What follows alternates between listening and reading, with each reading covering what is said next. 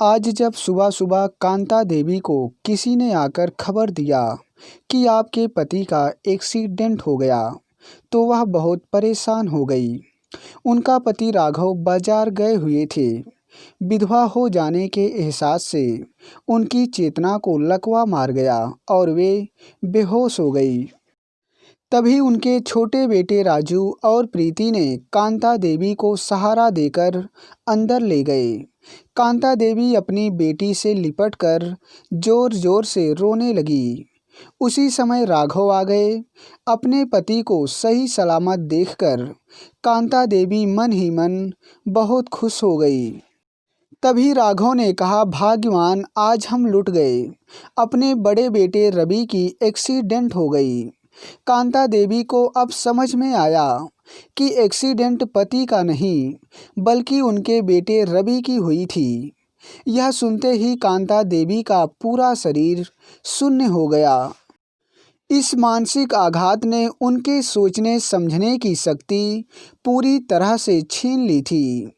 करीब 15 दिन पहले ही रवि अपनी पत्नी रजनी और 3 साल की बेटी जानवी के साथ अलग किराए के मकान में रहने चला गया था।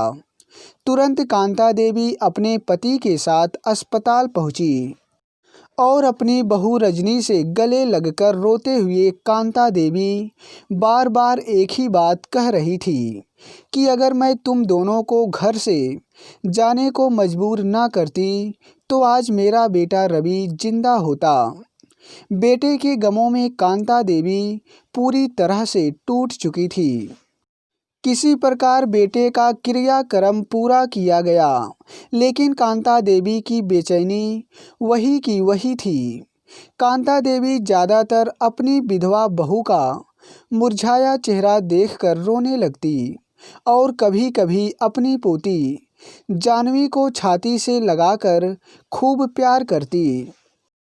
13वीं बीतने के बाद सबसे पहले रवि का सारा सामान किराए के मकान से वापस लाया गया। उसी दिन शाम को कांता देवी के कहने पर बहू रजनी के माता पिता और भैया भाभी उनके घर आए थे। कांता देवी ने कहा, पहले मेरी और बहू रजनी की आपस में बनती नहीं थी, लेकिन अब आज के बाद हमारे बीच कभी कोई टकराव नहीं होगा। रजनी के पिता ने कहा, अगर आप बुरा ना माने तो मैं अपनी बेटी को अपने साथ ले जाना चाहता हूँ। लेकिन कांता देवी ने कोई जवाब नहीं दिया। वह बहू रजनी के मायके वालों की आंखों में छाए चिंता के भावों को आसानी से देख सकती थी। दोस्तों, बहू रजनी के साथ पिछले 6 महीनों में कांता देवी के संबंध बहुत ज़्यादा बिगड़ गए थे और छोटे बेटे राजू की शादी करीब 4 महीने बाद होने वाली थी। इसीलिए नई बहू के आने की बात को देखते हुए कांता देवी ने बड़ी बहू रजनी को दबाकर रखने का प्रयास किया। कांता देवी ने बहू रजनी से कहा, इस घर में अगर रहना है तो जो मैं चाहती हूँ वही करना होगा, नहीं तो अलग हो जाओ। रजनी भी अपनी सासू माँ से काफ़ी हद तक परेशान हो गई थी, इसीलिए उसने अपने पति रवि के साथ अलग हो जाना ही बेहतर समझा। लेकिन रजनी के माता पिता यही सोच रहे थे कि अब तो उनकी बेटी को उनकी सास बहुत परेशान करेगी और अपना बदला लेगी। कांता देवी ने उनके मन में चलने वाले तूफानों को समझ गई, इसीलिए उनके इस डर को दूर करने के लिए कांता देवी ने कहा, मेरा बेटा हमें छोड़कर चला गया है तो अब अपनी बहू को मैं बेटी बनाकर रखूंगी। कांता देवी ने कहा, राजू की शादी होने से पहले ही बहू रजनी के लिए हमने छत पर 2 कमरा बनवा दिया था ताकि देवरानी के आने के बाद उसे कोई परेशानी ना हो। और मैं हमेशा चाहती थी कि मेरी बहुएं नौकरी नहीं करेगी, लेकिन अब मैं चाहती हूँ कि मेरी बहू रजनी आत्मनिर्भर बने। इसीलिए मैं चाहती हूँ कि अगर वह चाहे तो आगे की पढ़ाई कर सकती है। आप सबके सामने मैं बहू रजनी से कहती हूँ कि अब से वह मुझे अपनी माँ समझे। जीवन की कठिन राहों पर मजबूत कदमों से आगे बढ़ने के लिए उसे मेरा सहयोग, सहारा और आशीर्वाद हमेशा मिलता रहेगा। कांता देवी के स्वभाव में आए बदलाव को देखकर हर कोई हैरान था। उनके मुंह से निकले शब्दों में छिपी भावुकता व ईमानदारी सभी के दिलों को छू गई थी। बहू रजनी अचानक अपनी जगह से उठी और अपनी सासू माँ कांता देवी के पास आ बैठी।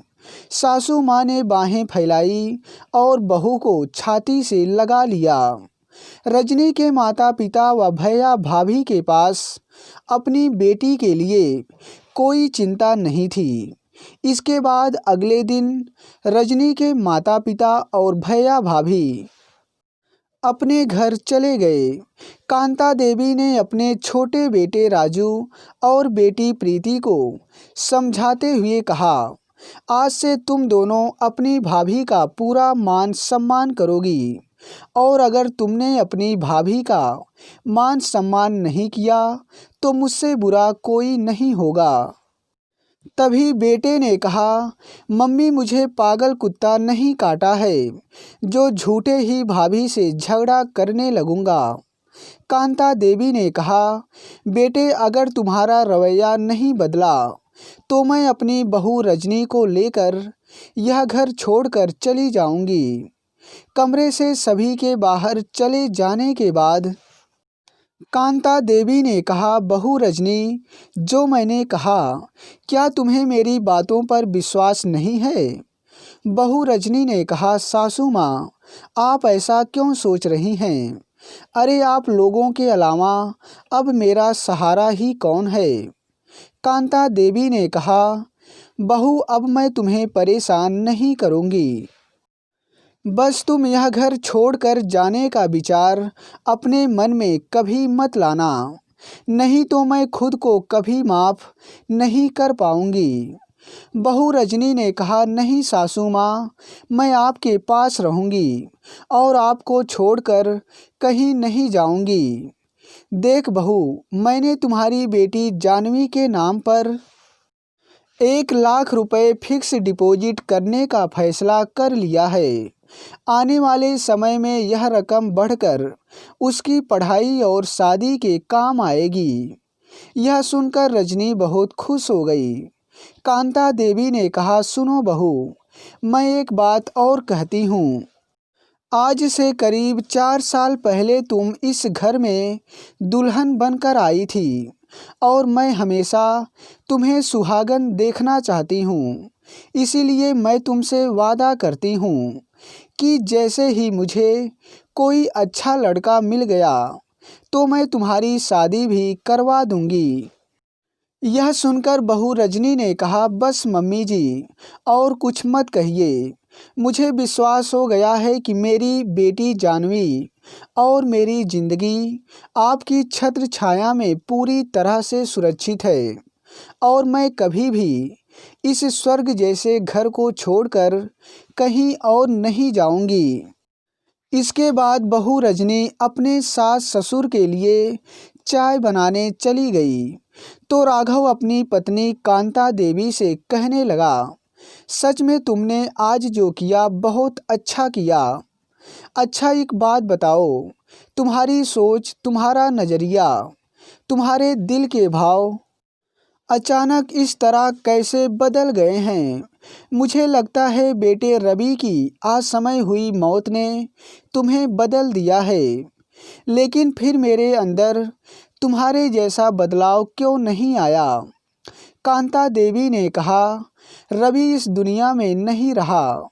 ये जानने से पहले मुझे एक और ज़बरदस्त सदमा तब लगा जब वह लड़का बुरी खबर ले आया था, लेकिन मैं समझ नहीं पाई और मैंने सोचा कि आपका एक्सीडेंट हो गया।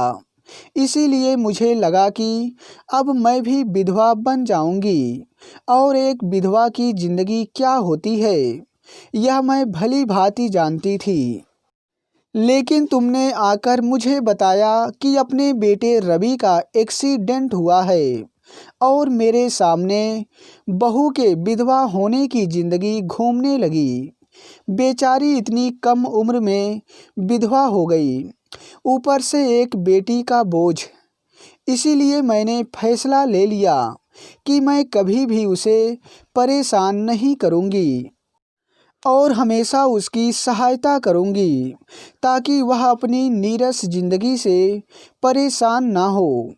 कांता देवी ने आगे कहा, मेरे बहू बेटे मुसीबत में मेरा मजबूत सहारा बनेंगे।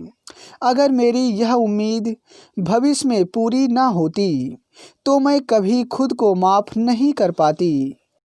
अगर देखा जाए तो असली विपदा का पहाड़ तो बहू रजनी के सिर पर टूटा था, लेकिन क्या वह इस मुश्किल घड़ी में उनका एहसान मानेगी जिन्होंने उनका साथ दिया। और अगर हमारे सहयोग और सहारे की उसे आशा है और हम उसकी उम्मीदों पर खरे ना उतरे तो क्या वह हमें नहीं कोसेगी। इसीलिए उन्हें आत्मनिर्भर बनाने के लिए मैंने अपने को बदल डाला है। कभी मैं राह से भटकूं तो आप मुझे टोक कर सही राह दिखा देना। कांता देवी ने अपने जीवन साथी राघव से हाथ जोड़कर विनती की। राघव ने कहा, भाग्यवान उसकी ज़रूरत नहीं पड़ेगी और आज से मैं भी तुम्हारे रास्ते पर चलने के लिए तैयार हूँ। दोस्तों, ये कहानी हमें बताती है कि जब कभी अपनों पर मुसीबत आए तो उन्हें खुद से अलग नहीं कर देना चाहिए, बल्कि हमें उनकी सहायता करनी चाहिए।